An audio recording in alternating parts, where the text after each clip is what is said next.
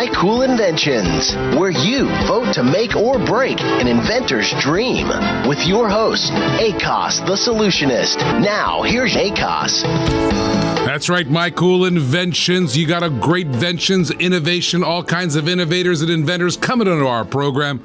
I'm ACOS Chankira, the solutionist, your host on My Cool Inventions, broadcasting live from St. Petersburg, Florida, right here from Invention One Studios, right here in Inventors International. A lot of invention going on. Listen, what we do every day, we bring an inventor on, and they pitch their hearts out to you. They try to convince you of their great product. We interview them. We introduce the product to you. And then we let the inventor pitch. And the pitch then results in a vote, okay? And you guys all go to mycoolinventions.com and you vote thumbs up or thumbs down. And you guys decide who has the next $100 million idea. We've had a great week so far. In fact, yesterday we had a problem called mash caps. Now, mash caps was pretty interesting. There's little devices that stick on your eyeglass frames there on the arms. They could be hockey team logos. They could be baseballs or all kinds of things. This inventor came up with this fantastic idea called mash caps. Shannon Ferris with mash caps. And you know what? You guys voted. You guys went to mycoolinventions.com. You take a look at this product. She was an elementary school teacher, and all the kids loved it, and all the kids' parents loved it. So she's out there inventing this mash caps, hoping to take the market by storm. And what did you guys vote?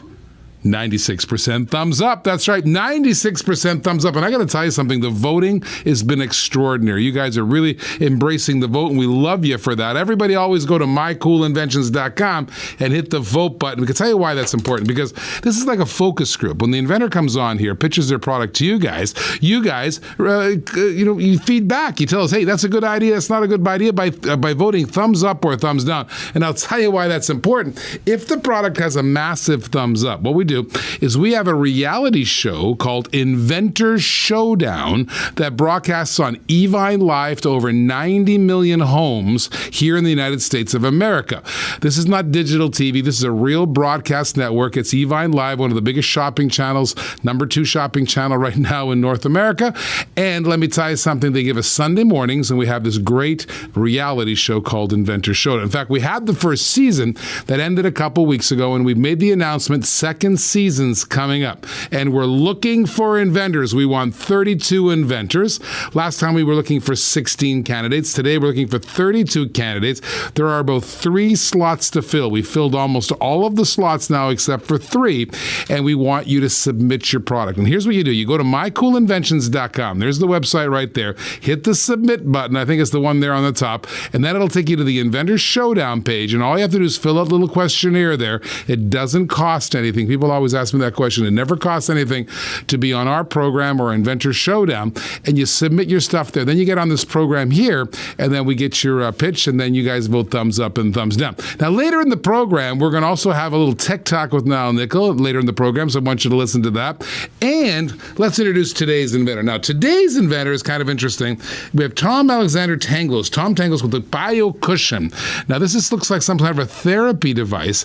I'm hardly waiting to hear. Oh, there it is. There's the BioCushion right there. It's got a lot of functionality to it. It looks like a cushion. It looks like a bone of a dog bone, but big. Looks like you put your head on it or something. I have no idea what this is. We're going to bring the inventor Tom on, and he's going to tell us what is the BioCushion. Tom, welcome to the program. Hey, how are you doing? So tell everybody, what is this BioCushion? Well, it's an exercise device that I came up with years ago when I was living in San Diego. I was working with a lot of clients that had orthopedic concerns. And this particular client that I was working with had undergone hip replacement and knee replacement and a spinal fusion. And when I sat with her the first time, basically I just asked her how she was doing, and she said she had no clue. So, she was squeezing a pillow between her legs and just getting frustrated because she had no idea whether or not she was progressing. So I came up with this idea and made a cushion and put a bladder in between it. And basically, when you pump it up and and squeeze it, you get a readout on how you're actually doing. So it shows people their progress. So you put the cushion, looks like a figure 8 kind of a cushion. Looks like something if I was sleeping at night, I might put between my knees just to elevate that knee a little bit on my side. And what are you measuring? I notice you've got like a blood pressure type of a deal there. What is that measurement taking? It's taking the amount of pressure that you squeeze. Okay. So what you can do in the beginning is have somebody squeeze as hard as they possibly can, and then you actually get a measurement and say, okay, well, we're going to start with 40% of what you're capable of doing, and then work to 50%, 60%, 70%. So you're using this between your knees. Is that where you're squeezing? Yeah, I mean, that's one exercise. I mean, there's over 70 different exercises that you can do. So give me another one. Give me knees, shoulders, so forth. So give me another one besides the knees. Give me the second most typical exercise. You could use it for a rotator cuff. Okay.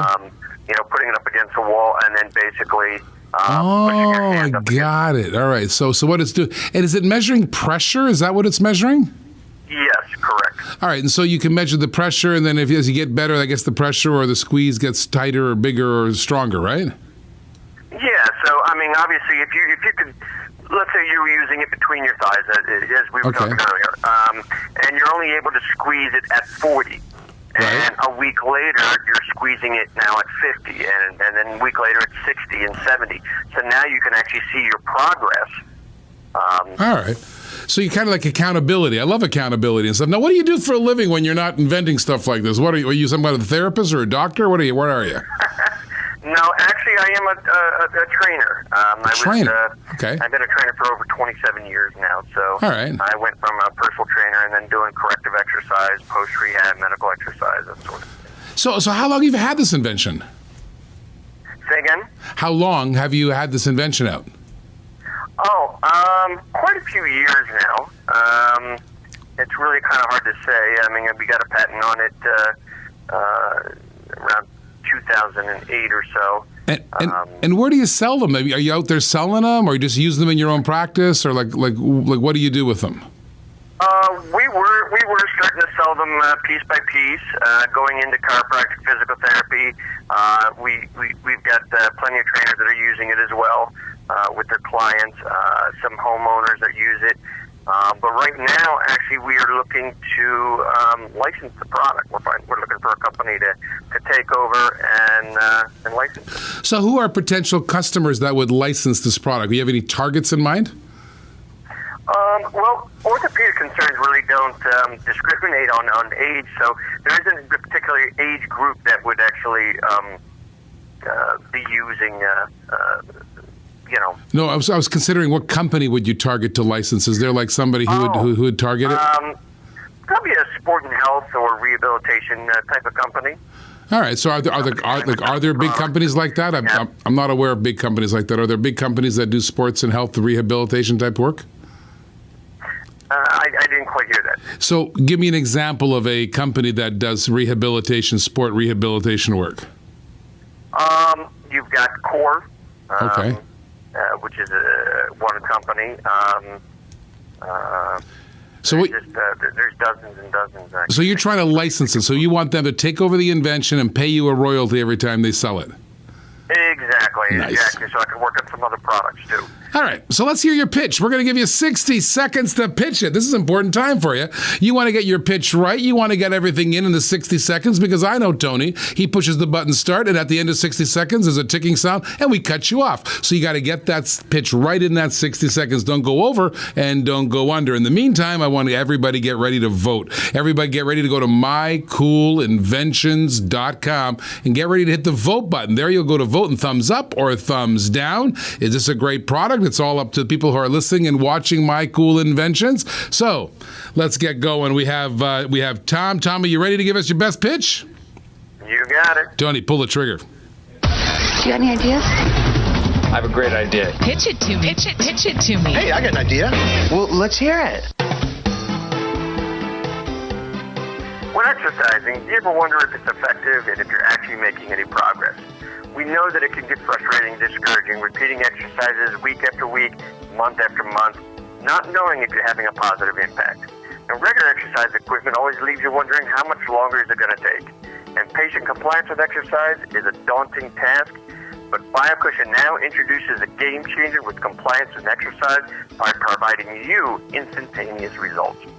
We deliver where everyone else fails. No other product delivers results instantaneously.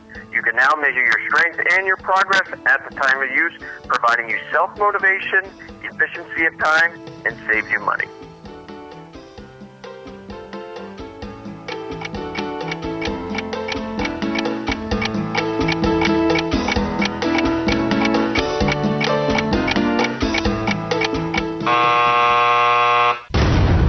Make or break an inventor.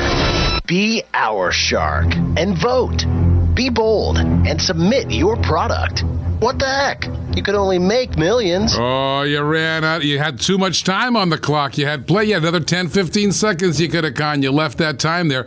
All kinds of things you could have covered, like how much is it? Where can I get it? How do I reach you? If I'm going to license it, who do I call? Stuff like that. That's called calling to action. You want to call to action. So let me ask you a question quickly. How much is it? $249. $249. Where can I get it?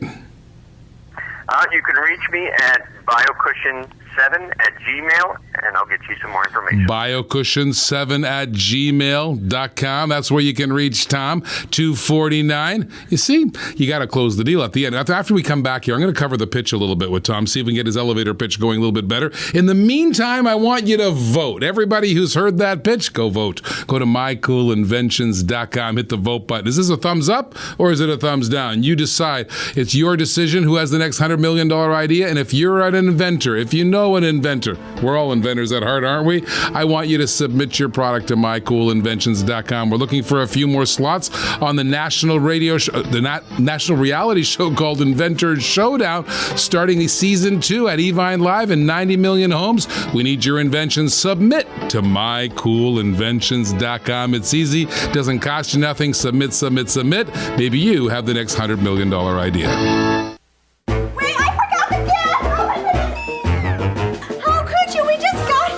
Stop. Stains are out. Stop the crying with Stains Are Out. Thanks, I love it. It's incredible. It's amazing. Who was that banana man? Saving the world one stain at a time. Learn the secrets of bananas in my Stains Are Out at stainsareout.com. I studied chemistry in college, and I learned to design and look at solutions for different things, learned to break things down, and then later I got into the trade show business where I was demonstrating products to people, and then I realized the best-selling products are problem solvers. People always want to solve their common problems at home, so then we started looking at what problems are common, what do people need solutions for, and we started designing them. I guess that's the definition of invention. Hi, I'm Akos Chankira. They call me the Solutionist, and the collection I'm bringing to Evine is innovative gadgets, problem solvers, things that you want to tune into because they're always cool and exciting.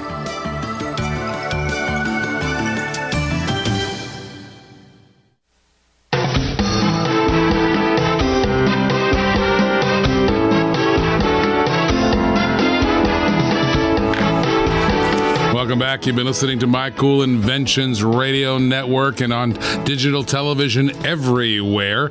And we just listened to Tom Tangles' pitch on the BioCushion. He did the 60 seconds. He left time on the clock, and he forgot to close the deal at the end.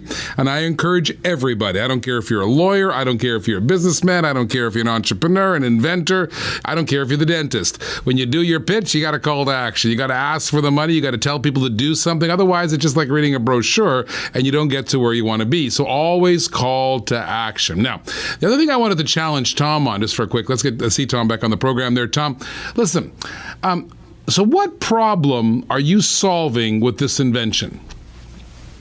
Well, what we're trying to do is we're trying to encourage people to continue to exercise. Okay. Let's take, for instance, you have somebody who had a hip replacement or knee replacement, or better yet, an amputee, okay? They've lost their leg above their knee. Right. Now, the doctor says, I'm not going to provide you a prosthetic until you strengthen up your quadricep. Right. Well, that individual has a lot of challenges ahead of them right now, not only psychological, but physically as well.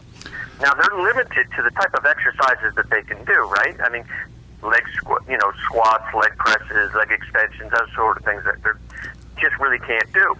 But now they can actually use the BioCushion, put it between their legs, under their thigh, up against the wall, use this to measure their strength, and it actually encourages them to continue to get stronger, faster, more efficiently. Perfect. So what I want you to do next time you have a minute or an elevator pitch or you're with that core company and you're looking for a licensing deal, I want those first 2 or 3 sentences to summarize, here's the problem. Exercises are hard to do, but do what you said. And then the solution, BioCushion, right? And then explain how the BioCushion solves that problem. Now let me continue. How does the BioCushion solve the problem? Will provide you feedback on how you're actually doing. It encourages you to continue the exercise. Perfect. So feedback is important. I'll tell you something. I train every day with a trainer, Matt O'Brien over at Triumph Fitness. And let me tell you, 3-4 times a week I go there. And accountability, if you're a trainer, you know what it's all about. Accountability is everything, right? So if you can be accountable and you can see the progress, you win, right? Absolutely. Yeah. So absolutely, 100%. So when you're doing the pitch, I want you to set up the problem and then set up the solution, go over all the features and benefits, and at the end, boom, call to action. Go get the money. Get all of it, right? Or maybe it's not money sometimes. Maybe it's for the next appointment. Maybe it's to go to the website. Maybe it's to say hello to you. But you always finish by calling to action. Otherwise, you're just doing features and benefits on there. Now, when you did your patent on this, I always like to, this is, I don't want to say a medical device, but it goes like healthcare device kind of thing here. So how hard is it to get a patent in this field? Well, the patent actually, it can take quite a while.